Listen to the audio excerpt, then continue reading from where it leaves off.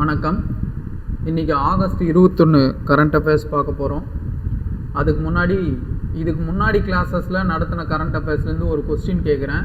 அதை கமெண்ட் செக்ஷனில் ஆன்சர் பண்ணிவிட்டு வீடியோவுக்கு வந்திருக்கேன். சரி, ஓகே. என்ன கொஸ்டின் அப்படின்னா, தாய்மாமன் தங்க முதல் திட்டம் எந்த தேதி, யாருடைய பிறந்த நாள் எந்த தேதியில் லான்ச் பண்ண போகிறாங்க, இதுதான் கொஸ்டின். நம்ம பழைய கிளாஸ் பார்த்துருந்தீங்க அப்படின்னா இதுக்கான ஆன்சர் தெரியும்.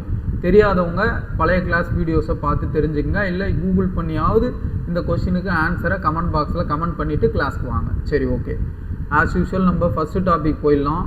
ஃபஸ்ட்டு டாபிக் நம்ம எப்பயுமே ஒரு ஸ்டோரியிலேருந்து ஸ்டார்ட் பண்ணுவோம். ஸோ அந்த வகையில் இதுக்கு முன்னாடி பால்பனோட ஆட்சியும் வீழ்ச்சியும் என்ன அப்படின்றத பார்த்தோம். ரஜியா சுல்தானோட எழுச்சியும் வீழ்ச்சியும் பார்த்தோம். இப்போ பால்பனுக்கு அடுத்து யார் ஆட்சிக்கு வரா அப்படின்னா கைக்குபாத் அப்படின்ற பால்பனுடைய பேரன் வரோம். பால்பனோட ரெண்டாவது மகனோட பேர் புக்ரா கான். இந்த புக்ரா கானோட பையன்தான் கைக்குபாத். ஸோ புக்ரா கான் பெங்காலோட ஆளுநராக இருக்கிறான். அதை பால்பன் தான் அப்பாயிண்ட் பண்ணுறாரு. ஸோ அந்த புக்ரா கானோட மகன், புக்ரா கான் உயிரோடு தான் இருக்கிறாரு, ஆனாலும் அவரோட மகனான கைக்குபாத்தை ஆட்சிக்குள்ளே நோபல்ஸ் எல்லாம் ஒன்றா சேர்ந்து கொண்டு வராங்க. ஸோ இந்த கைக்குபாத் எப்படிப்பட்ட நபர் அப்படின்னா, மாது எந்நேரமும் ஒயினு, எந்நேரமும் பெண்கள் கூட சுற்றுறது, இப்படியான ஒரு ஆட்சி பொறுப்பற்ற ஒரு மன்னனாக விளங்குகிறார் இந்த கைக்குபாத். ஸோ அப்போது இந்த கைக்குபாத் ஆட்சி என்ன ஆகுது அப்படின்னா, நிசாமுதீன் அப்படிங்கிற ஒரு தளபதியால் கட்டுப்படுத்தப்படுது. கைக்குபாத் வெறும் பொறுப்பு ஆட்சியாளராக மட்டும்தான் இருக்கிறாரு. ஆனால் அவரை யார் பின்னாடி இருந்து கட்டுப்படுத்துகிறாங்க அப்படின்னா, நிசாமுதீன் அப்படின்ற ஒரு ஜெனரல் தான் இந்த கைக்குபாத்தை பின்னாடி இருந்து கொண்டு இயக்கி கொண்டு இருக்கிறான். ஸோ உண்மையான ஆட்சி நிசாமுதீனோட தான். இது புக்ரா கானுக்கு பிடிக்கல. என்னடா பால்பன் அப்படி ஒரு மன்னன் இருந்த இடத்துல கைக்குபாத்து நம்ம புள்ள இப்படி ஆட்சி செய்கிறானே, இவனுக்கு புத்திமதி சொல்லணும் அப்படின்னு சொல்லி புக்ரா கான் பெங்கால்லேருந்து கிளம்பி டெல்லிக்கு வராரு. ஒழுங்காக ஆட்சி செய்டா, பால்பன் பேரையே கெடுத்துருவோம் போல அப்படின்னு சொல்லி அட்வைஸ் பண்ணுறாரு. ஆனால் அவர் அட்வைஸ் பண்ணி போனால் அடுத்த நிமிஷமே நிசாமுதீன் என்ன பண்ணுறான்னா, பெண்கள் கூட்டத்துக்குள்ளே அவரை அறிமுகப்படுத்தி சூழ்ச்சி பண்ணி எந்நேரமும் பெண்கள் எந்நேரமும் வயணுன்னு சொல்லி ஒரு கவர்க்குள்ளவே இந்த கைக்குபாத்தை வச்சிருக்கிறான் நிசாமுதீன். ஸோ இதை பொறுக்க முடியாத ஜலாலுதீன் கில்ஜி என்ன செய்கிறார் அப்படின்னா, ஒரு படையோட 1290 கிளம்பி வரார். இவர் ஒரு ஆப்கானிய தளபதி, ஆப்கானிஸ்தானை பூர்வீகமாக கொண்ட ஒரு தளபதி, கெல்ஜிக்கல் அப்படிம்பாங்க. இவங்களோட படை, கமாண்டோ படை என்ன பண்ணுதுன்னா டெல்லியை சுற்று போடுது. டெல்லியை சுற்று போட்டு நிசாமுதீன் அதுக்கப்புறம் கைக்குபாத் இவங்க இருவரையும் இந்த படை கொள்ளுது. இந்த படை கொன்னக்கப்புறம் கல்ஜிக்களோட ஆட்சி டெல்லியில் ஏற்படுது. அது என்ன, ஜலாலுதீன் கில்ஜி எப்படிப்பட்டவர் அப்படின்றத நம்ம நாளைக்கு கிளாஸில் பார்ப்போம். ஓகேவா? இப்போ நம்ம கோர் கரண்ட் அஃபேர்ஸ் டாபிக்குள்ளே போயிடலாம். தமிழ்நாடு சட்டப்பேரவையில் இப்போது செஷன் நடந்துகிட்ருக்கு. அந்த அடிப்படையில் தினமும் புது அனௌன்ஸ்மெண்ட்ஸ் நிறைய பண்ணிட்டு வராங்க. இன்றைக்கி நேற்று பண்ண புது அனௌன்ஸ்மெண்ட்ஸ் என்னென்ன அப்படிங்கிறத நம்ம இன்னைக்கு கிளாஸில் பார்க்க போகிறோம். அதில் ஃபஸ்ட்டு பார்த்திங்கன்னா, CM comprehensive health insurance scheme அப்படின்னு இருக்குது. முதலமைச்சரின் விரிவான மருத்துவ காப்பீடு திட்டம். அந்த திட்டத்துக்கு கீழே பார்த்திங்கன்னா 1 இயருக்கு 5 lakhs கவரேஜ் கொடுத்துட்டு இருந்தாங்க. ஸோ அந்த 5 lakhs கவரேஜ் அப்படின்றது உங்களுக்கு கேன்சர் இல்லை கொஞ்சம் அறுவை சிகிச்சை பண்ணக்கூடிய மாதிரி வியாதிகள் வருது அப்படின்னா அந்த 5 lakhs கவரேஜை தாண்டி போயிடும். நீங்கள் உங்கள் கையிலேருந்து காசை செலவு பண்ணி மருத்துவமனையில் மருத்துவம் எடுத்துக்கொள்ள வேண்டிய சூழ்நிலை இருந்துச்சு. இப்போ என்ன பண்ணுறாங்க, இந்த 5 lakhsன்றதை into 5 ஆக்குறாங்க. ஒரு வருஷத்துக்கு 25 lakhs coverage CM comprehensive health insurance ஸ்கீமில் மக்களுக்கு கொடுக்குறாங்க. அவங்க கொடுத்துருக்கக்கூடிய லிஸ்ட் ஆஃப் டிசீசஸில் உங்களுக்கு ஏதோ ஒரு டிசீஸ் இருக்குது, அவங்க கொடுத்துருக்கக்கூடிய ஹாஸ்பிட்டல் லிஸ்ட்டில் நீங்கள் போய் அந்த டிசீசஸ்க்கு ட்ரீட்மெண்ட் எடுத்துக்கலாம். உங்களுக்கு 25 லட்ச ரூபாய் வரைக்கும் கவர்மெண்ட் கவரேஜ் பண்ணுது. அதாவது 25 லட்ச ரூபாய் வரைக்கும் உங்களுக்கு மெடிக்கல் செலவு எதாவது ஆகுது அப்படின்னா அதுக்கான செலவை கவர்மெண்ட் ஏற்றுக்குது அப்படிங்கிறது தான் இதோட அர்த்தம். இதே மாதிரி சென்ட்ரல் கவர்மெண்ட்டில் ஒரு ஸ்கீம் இருக்குது. அந்த ஸ்கீம் பேர் என்னன்னு பார்த்தீங்கன்னா பிஎம் ஜன் ஆரோக்கிய யோஜனா. பிஎம் ஜன் ஆரோக்கிய யோஜனா அப்படின்னா என்ன அர்த்தம்னா, இதில் 2 கூறுகள் இருக்குது. ஒன்று, பிரைமரி ஹெல்த் கிளினிக்ஸ். உங்களுக்கு சாதாரண சளி, ஜுரம், காய்ச்சல் அதெல்லாம் வருது அப்படின்னா இதெல்லாம் பிரைமரி டிசீசஸ். இதுக்கு உங்கள் வீட்டுக்கு பக்கத்தில் இருக்கக்கூடிய பிரைமரி ஹெல்த் கேர் சென்டர்ஸில் நீங்கள் போய் ட்ரீட்மெண்ட் எடுத்துக்கலாம் ஃப்ரீயாகவே. உங்களுக்கு செகண்டரி டிசீஸ் இருக்குது, டெர்சரி டிசீஸ் இருக்குது, சர்ஜரி பண்ணுற மாதிரி இருக்குது, இல்லை லாங் ஹாஸ்பிட்டலைசேஷன் ஆகிற மாதிரி ஏதாவது வியாதி இருக்குது அப்படின்னா நீங்கள் எம்பேனல்டு ஹாஸ்பிட்டல்ஸ்னு வாங்க. கவர்மெண்ட்டோட லிஸ்ட்டு அவங்க கூட இந்த ஜன் ஆரோக்கிய யோஜனாவில் இணைஞ்சிருக்கக்கூடிய ஹாஸ்பிட்டல்ஸ் இருக்கும். அந்த ஹாஸ்பிட்டல்ஸில் போய் ப்ரைவேட்டாக இருந்தாலும் நீங்கள் ட்ரீட்மெண்ட் எடுத்துக்கலாம். 5 லட்ச ரூபாய் வரைக்கும் உங்களுக்கு கவரேஜ் கொடுப்பாங்க. இது மத்திய அரசோட ஸ்கீம். இதுக்கு பேர் ஜன் ஆரோக்கிய யோஜனா.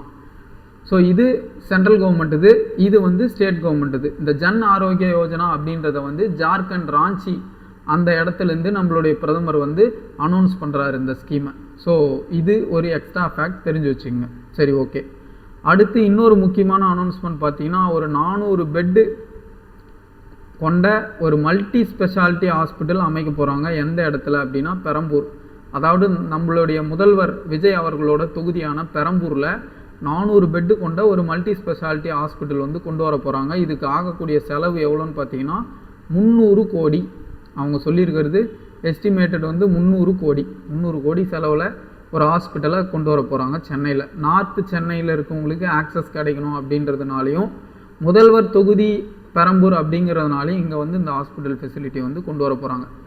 அடுத்து முக்கியமான ஒரு scheme CM cancer care mission அப்படின்னு சொல்லி ஒரு ஸ்கீமை லான்ச் பண்ணுறாங்க. இந்த சிஎம் கேன்சர் கேர் மிஷனுக்கு 673 கோடி வந்து அலோகேட் பண்ணியிருக்கிறாங்க. இந்த ஸ்கீம் கீழே என்ன பண்ண போகிறாங்க அப்படின்னா, ஒரு பெரிய ஹாஸ்பிட்டல் இருக்கும், ஜிஹெச் ராஜீவ்காந்தி ஹாஸ்பிட்டலு, அதே மாதிரி ஸ்டான்லி, எம்எம்சி, இந்த மாதிரி பெரிய ஹாஸ்பிட்டல்ஸோட ஒரு பகுதியாக வந்து ஸ்பெஷலைஸ்டு கேன்சரை ட்ரீட் பண்ணுறதுக்கான ஃபெசிலிட்டியை கொண்டு வர போகிறாங்க.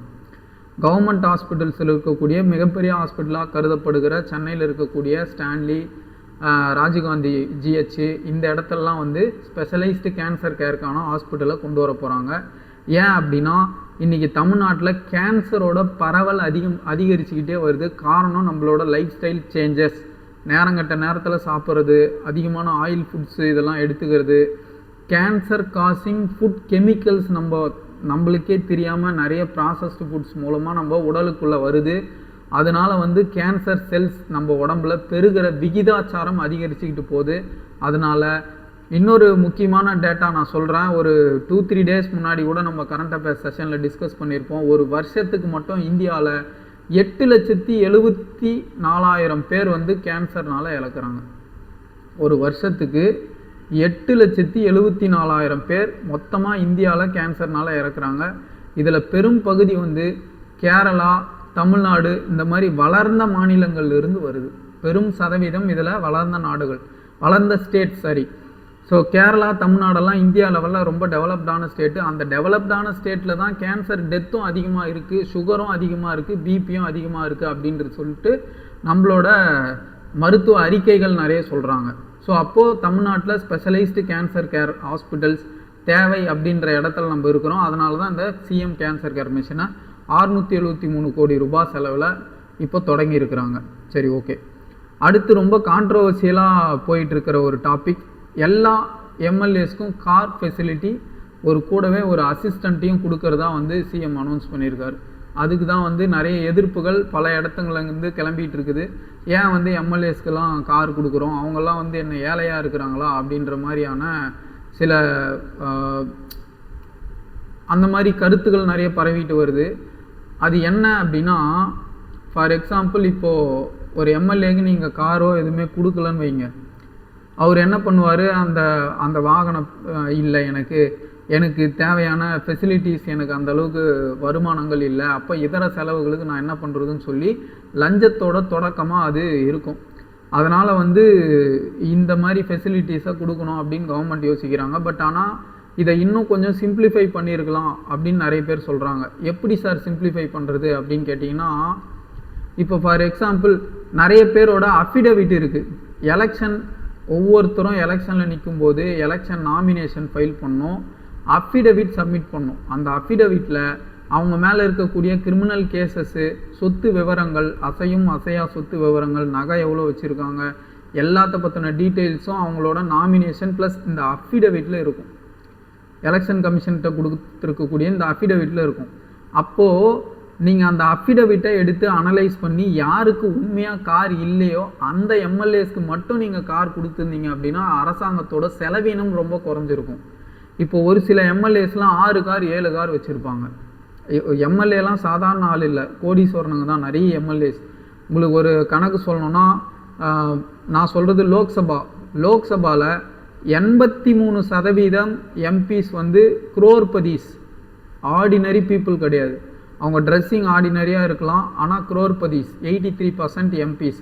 இதெல்லாம் வந்து ரெக்கார்டட் டேட்டா. அப்போ தமிழ்நாட்டிலேயும் அதே மாதிரி தான் இருப்பாங்க, கிட்டத்தட்ட 60-70% பேர். எக்ஸாக்ட் டேட்டா, எக்ஸாக்ட் நம்பர்ஸ் இப்போ புதுசாக ஃபார்ம் ஆகிருக்கக்கூடிய சட்டமன்றத்தில் எவ்வளோன்னு நம்மளுக்கு தெரியாது. ஆனால் கட்டாயமாக பாதிக்கும் மேற்பட்ட சதவீதம் பேர் வந்து கட்டாயமாக கார் வச்சுருப்பாங்க. கார் இல்லாமல் இருக்க மாட்டாங்க. எலெக்ஷனில் நிற்கணும் அப்படின்னாவே எவ்வளோ செலவாகும்னு அவங்களுக்கும் தெரியும். அதனால் ஒரு கார் கூட இல்லாதவங்கலாம் கண்டிப்பாக எலெக்ஷனில் நிற்கிற அளவுக்கு இன்றைக்கி தமிழ்நாடு பாலிடிக்ஸ் கிடையாது. அப்போ நீங்கள் இருந்தாலும் அதை மீறி எளிய எம்எல்ஏஸ் நிறைய பேர் எலெக்ட் ஆகி வந்திருக்காங்க, நல்ல விஷயம். அவங்களுக்கு மட்டும் நீங்கள் அஃபிடவிட்டை அனலைஸ் பண்ணி, அவங்க அஃபிடவிட் பேஸ் பண்ணி யாருக்கு உண்மையாக கார் இல்லை, வெஹிக்கிள் இல்லை கணக்கு காட்டியிருக்காங்களோ அவங்களுக்கு மட்டும் நீங்கள் வெஹிக்கிள் கொடுத்துருந்தா இன்னும் பாராட்டப்படக்கூடிய ஒரு விஷயமாக இது இருந்திருக்கும். சரி, ஓகே. இது வந்து இந்த அனௌன்ஸ்மெண்ட் இன்னும் ஃபுல் ஃப்ளெஜ்டாக இம்ப்ளிமெண்ட் ஆக ஸ்டார்ட் பண்ணியிருக்கு. காரெல்லாம் ட்ரையல் ரன் கூட ஆரம்பிச்சிருக்காங்க. இது அட்லீஸ்ட் இதனால் ஒரு ஊழல் ஏதாவது குறையுதா அப்படிங்கிறத நம்ம பொறுத்து இருந்தால் பார்க்க முடியும். ஊழல் ஒழிக்கிறதுக்கு இன்னும் நிறைய ஸ்டெப்ஸ் வந்து தமிழ்நாட்டில் எடுக்கப்பட வேண்டியது இருக்குது. சரி, ஓகே. இந்த நியூஸ் பார்த்தீங்கன்னா தினமணி எல்லா நியூஸ் பேப்பர்லையுமே கிட்டத்தட்ட வந்து இதெல்லாம் போட்டிருந்தாங்க. தினமணி, இந்து எல்லாத்துலேயுமே வந்து உங்களுக்கு இந்த தமிழ்நாடு அரசு கொடுத்த அறிவிப்புகளை வந்து ஹைலைட் பண்ணி காட்டியிருந்தாங்க. சரி, ஓகே. நம்ம கிளாஸ் பார்க்கும்போதே அப்படியே உங்களுக்கு சோர்ஸும் சொல்லிட்டு வந்துடுறேன், நீங்கள் ஜஸ்ட் அதை நோட் பண்ணிங்க. அடுத்து மேகமலை புலிகள் காப்பகத்தை பற்றி ஒரு முக்கியமான நியூஸ் வந்து வந்திருக்கு. இங்கிலீஷ் ஹிந்துவோட சென்டர் பேஜில் இந்த ஆர்டிக்கல் வந்து கொடுத்துருக்காங்க இந்த மேகமலை பற்றி. ஸோ அந்த அடிப்படையில் நம்ம மேகமலை பற்றின சில ஃபேக்ட்ஸை இப்போ பார்க்க போகிறோம். அந்த ஆர்டிக்கல் என்ன சொல்லுது அப்படின்னா, கிட்டத்தட்ட 5000 குடும்பங்கள் ஒரு 5000 ஹெக்டேர் அளவுக்கான நிலத்தை அந்த மேகமலை ரிசர்வில் ஆக்கிரமிப்பு பண்ணி வச்சுருக்கிறாங்க அப்படின்ற மாதிரி அந்த ரிப்போர்ட்டில் சொல்லியிருக்காங்க. உச்சநீதிமன்றம் என்ன சொல்லுது அப்படின்னா, இந்த 5000 ஃபேமிலியை நீங்கள் பேஸ் அவுட் பண்ணி அந்த புலிகள் சரணாலயத்திலேருந்து வெளியே அனுப்பி வேறு இடத்துல அவங்களுக்கு இடம் பார்த்து அகாமடேட் பண்ணுங்க அப்படின்னு சொல்லி சுப்ரீம் கோர்ட் சொல்லுது. இது ரிப்பீட்டடாக வந்து பழைய அரசாங்கங்கள் டிஎம்கே, ஏடிஎம்கே அவங்கெல்லாம் இருக்கும்போதும் இதே மாதிரியே சொல்லிட்டு இருந்துருக்குறாங்க.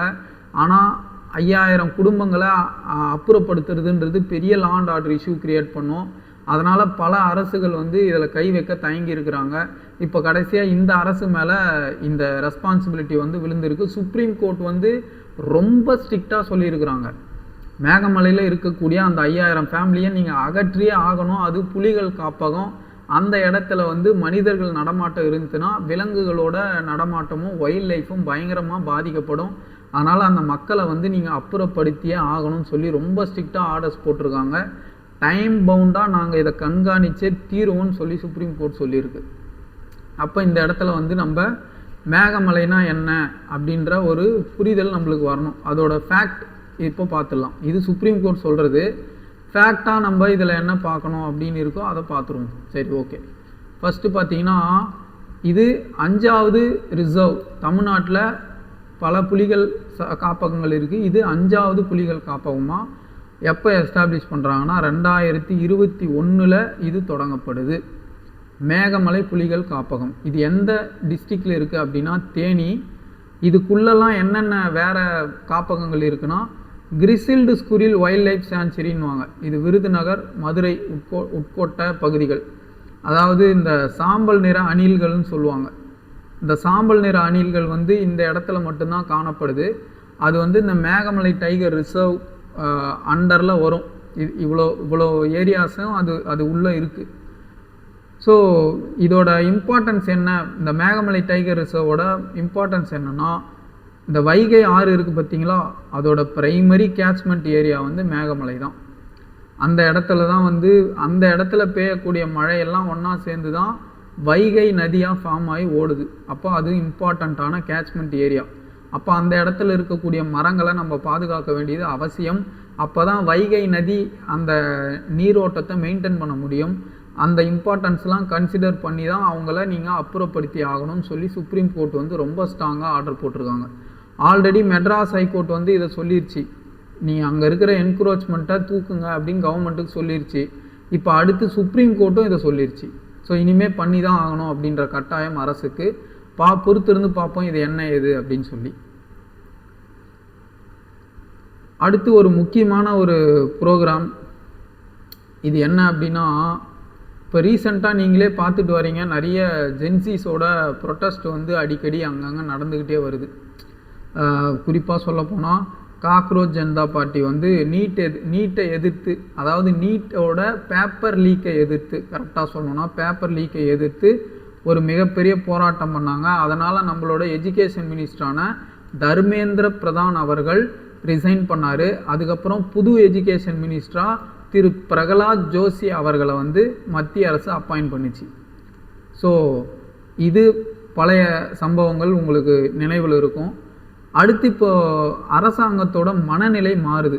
உங்களுக்கு ஒரு எக்ஸாம்பிள் சொல்லணும்னா, நம்மளோட பிரதமரோட ரீசெண்டாக ஆகஸ்ட் 15 இண்டிபெண்டன்ஸ் டே ஸ்பீச்சில் பார்த்தீங்கன்னா கிட்டத்தட்ட ஒரு 70 முறை வந்து இளைஞர்கள்ன்ற அந்த வார்த்தையை யூஸ் பண்ணியிருப்பார். அது என்ன சொல்கிறாங்கன்னா, 1.5 நிமிஷத்துக்கு ஒரு வாட்டி அவர் யங்ஸ்டர்ஸ்ன்ற வேர்டை யூஸ் பண்ணியிருக்காரு அப்படின்னு சொல்கிறாங்க.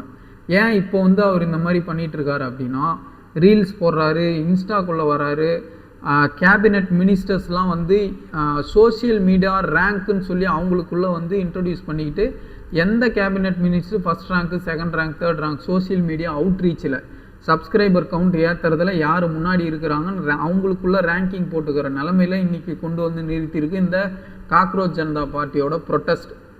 ஸோ இப்போது அந்த அடிப்படையில் ஆல்ரெடி இண்டிபெண்டன்ஸ் டே பிரதமர் ஸ்பீச்சில் நிறைய ஸ்கீம்ஸ் அனௌன்ஸ் பண்ணியிருப்பார். யங்ஸ்டர்ஸை ஃபோக்கஸ் பண்ணி ஆல் இந்தியா லெவலில் யங்ஸ்டர்ஸ்க்கு வந்து டிஜிட்டல் பிளாட்ஃபார்ம்ஸ் யூஸ் பண்ணி காம்படிட்டிவ் எக்ஸாம்ஸ்க்கு ஃப்ரீ கோச்சிங் கொடுக்குறோம் அப்படின்னு பிரதமர் சொல்லியிருப்பார். யங்ஸ்டர்ஸை அவுட்ரீச் பண்ணி நேஷன் பில்டிங்குள்ளே கொண்டு வரதுக்கு நிறைய அனௌன்ஸ்மெண்ட்ஸ் பண்ணியிருப்பார். அந்த அடிப்படையில் ஒவ்வொரு யூனியன் மினிஸ்டரும் ஒரு யூனிவர்சிட்டியை டெய்லி போய் விசிட் பண்ணி அங்கே இருக்கக்கூடிய மாணவர்கள்கிட்ட பேசி அவங்களோட குறைகள் என்ன எதிர்பார்க்குறாங்க அரசுக்கிட்டன்றத அவங்க உன்னிப்பாக கவனித்து அதை பொறுத்து அவங்க பாலிசியை கொண்டு போகணும். அதை பொறுத்து நம்ம நேஷன் பில்டிங் அடுத்த கட்டத்துக்கு அவங்கள உள்ளே இன்வால்வ் பண்ண வைக்கணும் அப்படின்னு சொல்லி இந்த 1 day 1 யூனிவர்சிட்டி ப்ரோக்ராம்னு சொல்லி நேற்று கேபினெட் மீட்டிங்கில் பேசியிருக்கிறாங்க. அதை பற்றின நொடாலிட்டிஸ் பேசிகிட்டு இருக்காங்க. இப்போ இதுக்கு யார் வந்து பொறுப்பு எடுத்துக்க போகிறாங்க அப்படின்னா, எஜுகேஷன் மினிஸ்டர் அப்புறம் ஸ்போர்ட்ஸ் மினிஸ்டர், இவங்க 2 பேர் தான் வந்து இந்த விஷயத்துக்கு வந்து பொறுப்பு எடுத்துக்கணும் அப்படின்னு சொல்லி பேசியிருக்கிறாங்க. ஸோ அதாவது அவங்க தான் ஆர்கனைஸ் பண்ணணும்.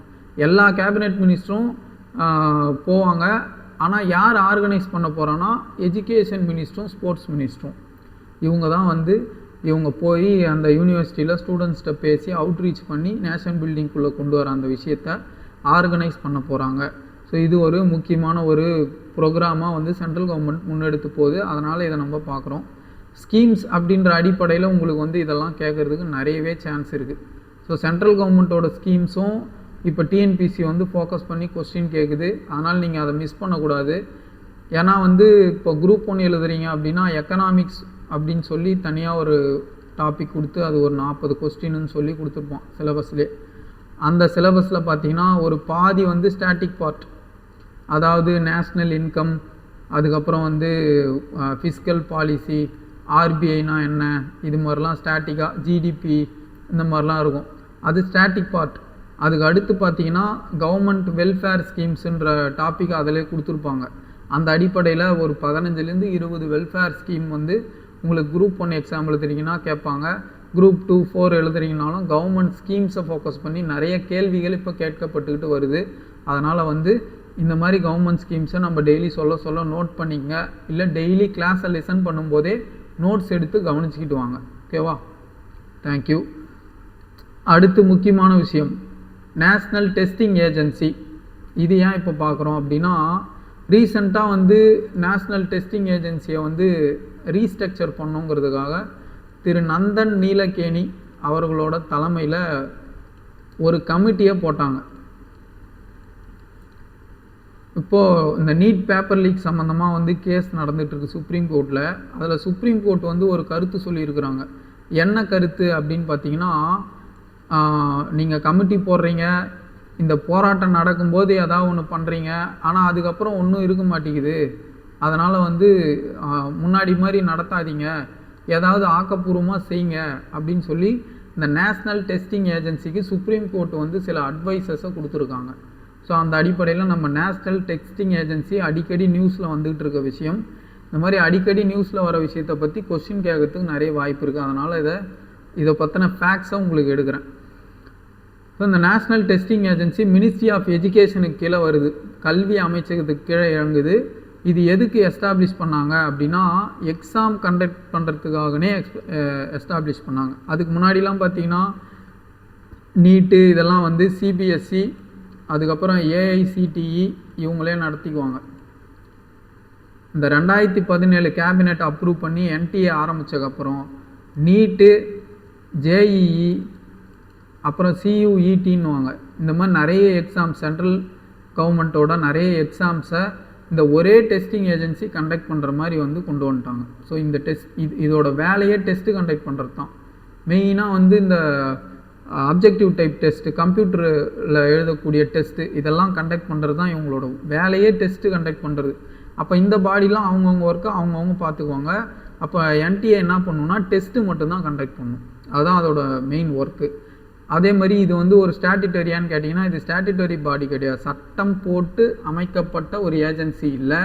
இது ஒரு registered society under registrations act 1860. இந்த ஆக்ட் படி பதிவு செய்யப்பட்ட ஒரு சொசைட்டியாக இது வந்து இருக்குது. ஸோ சட்டப்பூர்வ அந்தஸ்து, அது ஒரு ஸ்டாட்யூட்டரி பாடி கிடையாது, அது ஒரு ரெஜிஸ்டர்டு சொசைட்டி.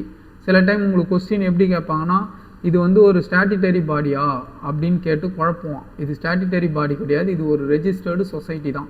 ஸ்டாட்யூட்டரி பாடினா எது ஸ்டாட்யூட்டரி பாடியாக இருக்கும் அப்படின்னா, அதுக்கு ஒரு லா எஸ்டாப்ளிஷ் பண்ணியிருக்கணும்.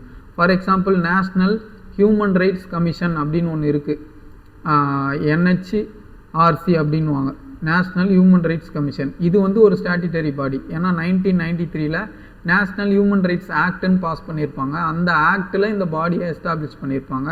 அப்போ இது வந்து ஸ்டாட்யூட்டரி. ஆனால் இந்த என்டிஏ வந்து it is a registered society, இது வந்து நாட் ஏ ஸ்டாட்யூட்டரி பாடி. சரி, ஓகே. இது 2017 கேபினெட் அப்ரூவலில் தொடங்கியிருப்பாங்க. இதோட நோக்கம் என்னென்னா எக்ஸாம்ஸ் கண்டக்ட் பண்ணுறது. அதுக்கு முன்னாடி நிறைய பாடிஸ் அங்கங்கே எக்ஸாம் நடத்தினாங்க. இப்போ இந்த என்டிஏ என்ன பண்ண போகுதுன்னா ஒரே சிங்கிள் பாடி எக்ஸாமுக்குன்னு சொல்லி இதை எஸ்டாப்ளிஷ் பண்ணிட்டாங்க. ஸோ இதுதான் என்டிஏவோட நோக்கம். இதையும் ஜஸ்ட்டு தெரிஞ்சு வச்சுங்க. ஏன்னா உங்களுக்கு இப்போ இந்த நேஷ்னல் டெஸ்டிங் ஏஜென்சி அடிக்கடி நியூஸில் வருது, பல பேர் அதை ஃபோக்கஸ் பண்ணுறாங்க. அதனால் வந்து நீங்கள் அதை தெரிஞ்சிக்க வேண்டியதுன்றது அவசியமாக இருக்குது. ஓகேவா? இந்த மாதிரி யூஸ்ஃபுல்லான கண்டென்ட்ஸ்க்கு நம்மளோட சேனலை ரெகுலராக சப்ஸ்கிரைப் பண்ணிக்கோங்க, டெய்லி பார்த்துக்கிட்டு வாங்க. நான் உங்களுக்கு நியூஸ் எடுக்கும்போதே அது எந்தெந்த சோர்ஸ்லேருந்து நான் எடுக்கிறேன் அப்படிங்கிறதையும் உங்களுக்கு கொடுத்துருவேன். அதனால் வந்து இந்த நியூஸ் பேப்பர்லாம் நானே ரெஃபர் பண்ணி அதிலேருந்து நோட்ஸ் எடுத்துறதுனால நீங்கள் ஜஸ்ட்டு வியூ பண்ணிக்கிட்டு இதிலேருந்து நோட்ஸ் எடுத்துக்கிட்டால் போதும். நீங்கள் உங்களோட மற்ற டைமை ஜிஎஸ்க்கு ஸ்பெண்ட் பண்ணலாம். இந்த ½ அன் ஹவர் இந்த வீடியோவை மட்டும் பார்த்து கரண்ட் அஃபேர்ஸை கெயின் பண்ணிக்கிட்டு மற்ற டைமை ஜிஎஸ்லேயோ இல்லை நீங்கள் குரூப் 4 படிக்கிறீங்கன்னா ஜென்ரல் தமிழ்லையோ ஃபோக்கஸ் பண்ணலாம். ஓகேவா? தேங்க்யூ.